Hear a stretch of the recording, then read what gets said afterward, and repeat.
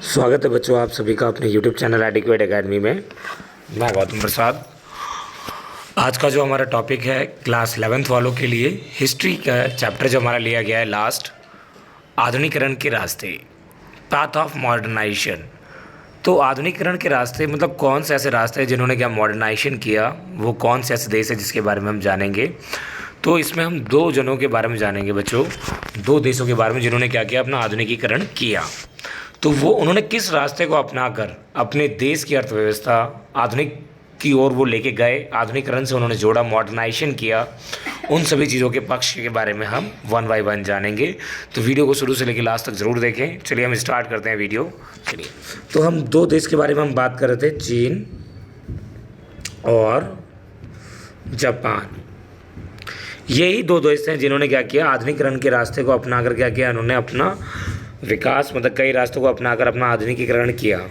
तो जो दो देश हैं इनके बारे में हम जानेंगे, और एक हमारा कोरिया के बारे में थोड़ा सा हम पढ़ेंगे इसमें, ठीक है। कोरिया के अलावा हमारा आ जाएगा इंडोनेशिया। तीन देशों को, लेकिन सबसे महत्वपूर्ण दो देश हैं उसके बारे में ही जानेंगे। तो सबसे पहले हमारे को जो बताया गया, हमारा जो इस बुक के अंदर सबसे पहले कुछ चीज़ें हैं, कुछ इंट्रो बताएंगे किसके बारे में, हम चीन के बारे में। तो कहा जाता है 19वीं शताब्दी की शुरुआत में चीन के पूर्वी एशिया पर क्या था, प्रभुत्व था। मतलब चीन का क्या था, दबदबा था। कहाँ पे, पूर्वी एशिया में बहुत सारा, मतलब चीन के दबदबा, लंबी परंपरा के वापस छिंग राजवंश की सत्ता मतलब यहाँ पे जो छिंग राजवंश मतलब छिंग डायनेस्टी है वो कि वहाँ पर क्या हो गई, धीरे धीरे ख़त्म हो गई। और बोला जाता है इसी के बाद इसके अलावा एक और कौन सी, नन्हा सा द्वीप जिसे हम कहते हैं जापान, जो अलग थलग पड़ता हुआ था, जिसके बावजूद कुछ दशकों के भीतर चीन में अशांति की गिरफ्त में आ गया और धीरे धीरे वहाँ पर औपनिवेशिक चुनौती का सामना नहीं कर पाया। छिंग राजवंश के हाथों से राजनीतिक सत्ता जाती रही, तो उन्होंने इस तरह से काम किया। अगला बोला जाता है, दूसरी ओर जापान एक आधुनिक राष्ट्र के रूप में निर्माण होता था, जहाँ चीन को एक तरीके से दिक्कतों का सामना करना पड़ रहा था, ठीक उसी प्रकार दूसरी ओर जो जापान है हमारा, वो दिन प्रतिदिन क्या कर रहा था, विकास करता जा रहा था। औद्योगिक तंत्र की रचनाओं, जहाँ तक कि बोलते हैं ताइवान, कोरिया को अपने में मिलाते हुए औपनिवेशिक शासन कायम करा। किसने, जापान ने। हम एक कंडीशन पढ़ रहे हैं चीन की, जिसके अंदर जो छिंग राजवंश है उनकी सत्ता छीनती चली गई, दिक्कत होती गई, वहाँ पर औपनिवेशिक चुनौतियों का सामना करना पड़ा और छिंग राजवंश के हाथों से क्या हो गई, सत्ता चली गई। तो ये हमारा पहला कॉन्सेप्ट है। दूसरा कॉन्सेप्ट हमें ये बताया गया है कि जापान में धीरे धीरे वो क्या आधुनिकता की ओर बढ़ता चला गया और औद्योगिक लोकतंत्र इस तरह से बढ़ते गए और उन्होंने अपना उपनिवेश भी बढ़ा लिया। तो ऐसे में ही इनके भौगोलिक परिचय के बारे में अब हम जानते हैं। कुछ परिचय है भौगोलिक, तो हम उसके बारे में जान लेते हैं एक एक करके। जो सबसे पहले हम जानेंगे चीन और जापान दोनों के बारे में। तो सबसे पहले हम जानते हैं चीन के बारे में। चीन बच्चों क्या है, विशाल मतलब कि बहुत बड़ा महाद्वीप देश है, जिसमें कई तरह की जलवायु क्षेत्र हैं। मतलब कि वहाँ पर जो जलवायु है बहुत कई प्रकार की है। जो यहाँ पे जलवायु है, मुख्य रूप से तीन प्रमुख नदियाँ हैं यहाँ पर। पहली नदी पीली नदी, यांगसिंग नदी जो कि दुनिया की तीसरी सबसे लंबी नदी मानी जाती है। तीसरी नदी है पर्ल नदी। देश का बहुत सा हिस्सा क्या है, पहाड़ी है। मोस्ट ऑफ जो इसका हिस्सा क्या है, पहाड़ी है। तो चलिए हम देखते हैं कि क्या सच में वाकई में ऐसा इसका हिस्सा पहाड़ी है। तो आप यहाँ पर देखिएगा, ये जो हमारा पूरा जो पार्ट है ये क्या है, चीन का पार्ट है। तो चीन का जब जैसे हमारा ये भारत है, जहाँ भारत से ऊपर जो ये देश होता है हमारा, भारत के ऊपर सारे क्या हैं, पहाड़ी हैं। ठीक उसी प्रकार से चीन के भी ऊपर क्या हैं, सारे पहाड़ी ही हैं। अब हम बात करते हैं आगे इसी में ही। चीन में हमने जाना कि भाई वहाँ पे जो हिस्सा है जो पहाड़ी है, और अब आते हैं इसमें कौन कौन से लोग रहते हैं उनके बारे में भी जान लेते हैं, भौगोलिक के बारे में अंदर में ही। तो बोलते हैं यहाँ पर जो हान जो है सबसे प्रमुख जाति समूह है, और यहाँ की प्रमुख भाषा क्या है, चीनी, जिसे हम क्या कहते हैं, पौंतुआ। तो यहाँ की जो मेन जो जाति है वो क्या है, हान है, और जो यहाँ की जो भाषा है वो क्या है, पौंतुआ। लेकिन बोलते हैं यहाँ पे कई और राष्ट्रीयताएं, उइघुर, हुई, मांचू, तिब्बती, ये सारे बोली और संघाई जैसी बोलियों के अलावा कई अल्पसंख्यक भाषाएं बोली जाती है। मतलब ये सारी क्या हैं, भाषाएं हैं जो कि पोंतुआ के अलावा जो यहाँ पर चीन के अंदर बोली जाती है। चीन चीन खानों में क्षेत्रीय विविधताओं की झलक मिलती है। मतलब यहाँ पे क्या है, वहाँ पे खान मतलब बहुत सारे माइनिंग एरियाज़ हैं जहाँ की वहाँ पे बहुत सारे डिवीज़न है। वहाँ पे कहा जाता है इसके अंदर कम से कम 4 प्रमुख तरह के खाने देख सकते हैं। जो खानों की जो वैरायटी है, खानों की वैरायटी 4 प्रकार की है। सबसे प्रसिद्ध पाक प्रणाली दक्षिणी और कैंटोनी है, जो कि कैंटन और उसके आंतरिक क्षेत्रों की है। प्रसिद्ध जो खाना है बेटा यहाँ का जाना माना, जिसको हम क्या कहते हैं, डिमसम। क्या बोलते हैं, डिमसम, जो क्या है, जिसका मतलब दिल को छूने वाला। यही का खाना है, जो कि गूँथे हुए आटे को सब्जी आदि भरकर उबालकर बनाए जाते हैं। तो यही वो है।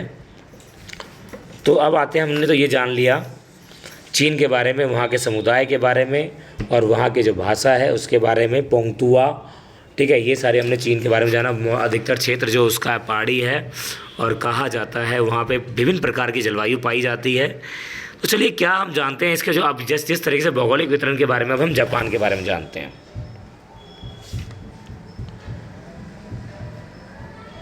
क्या जापान भी ठीक उसी प्रकार से है?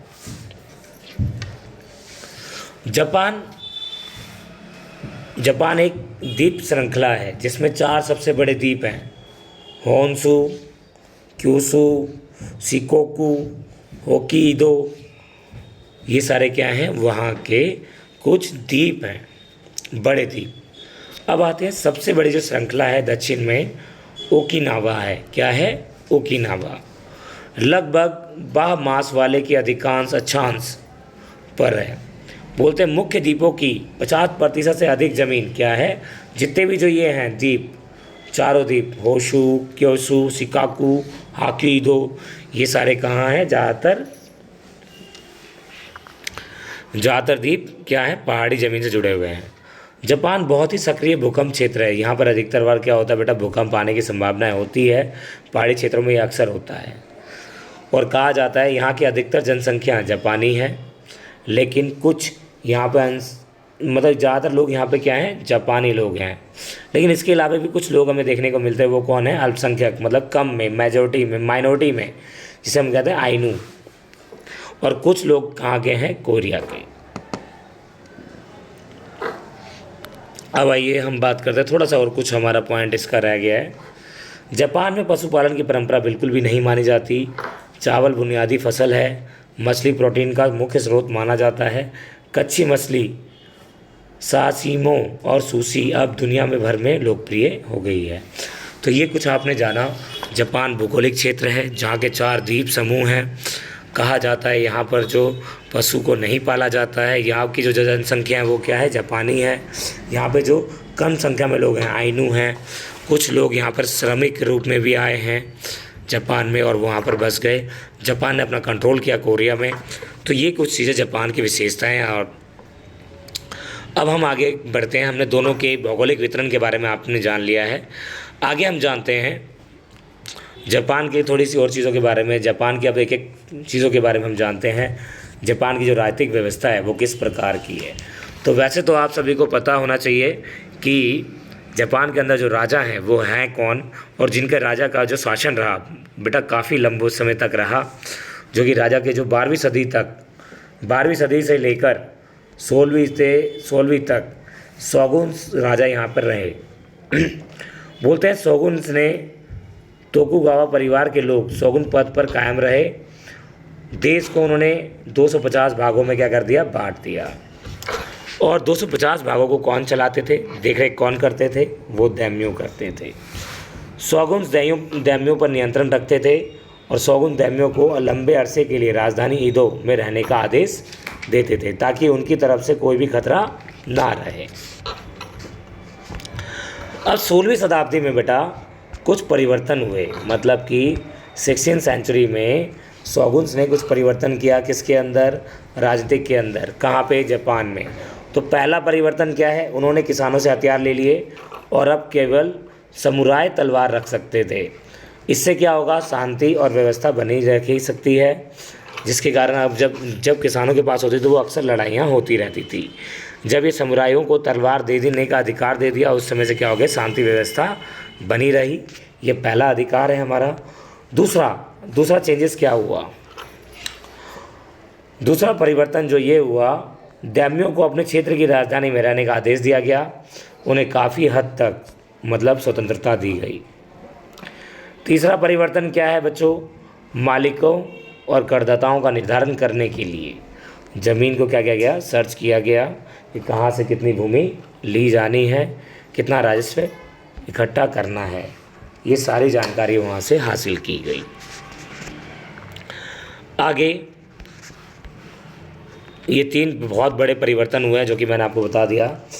दैम्यों की राजधानी बड़ी हुई और जिसके चलते 17वीं शताब्दी के माध्यम जापान एदो दुनिया का सबसे अधिक जनसंख्या वाला, जहाँ पर दैम्यो रहते थे, एदो वो जगह बहुत बड़ी हो गई और दुनिया का सबसे अधिक जनसंख्या वाला शहर बन गया। इसके अलावा 2 अन्य बड़े शहर ओसाका और क्योतो अन्य बड़े शहर के रूप में उभरे। तो पूछा जाएगा जापान के अंदर जनसंख्या के मामले में सबसे बड़ा अधिक शहर कौन सा था, तो एदो था। उसके अलावा 2 और कौन से, ओसाका और क्योतो। कम से कम 6 ऐसे गढ़ शहर उभरे जहाँ पर जनसंख्या कितनी थी, 50,000 से भी ज़्यादा थी। इसकी तुलना में उस समय ज़्यादातर यूरोपीय देश में केवल एक शहर ही था, उतने ज़्यादा लोग कहीं भी नहीं रहते जितना कि यहाँ पर था। तो अब हम इसमें मेजी पुनर्स्थापना नेक्स्ट वीडियो में करेंगे। तो नेक्स्ट वीडियो को देखने के लिए हमारे चैनल से ज़रूर जुड़ें, सब्सक्राइब, लाइक, शेयर, कमेंट जरूर करें। Thank you so much.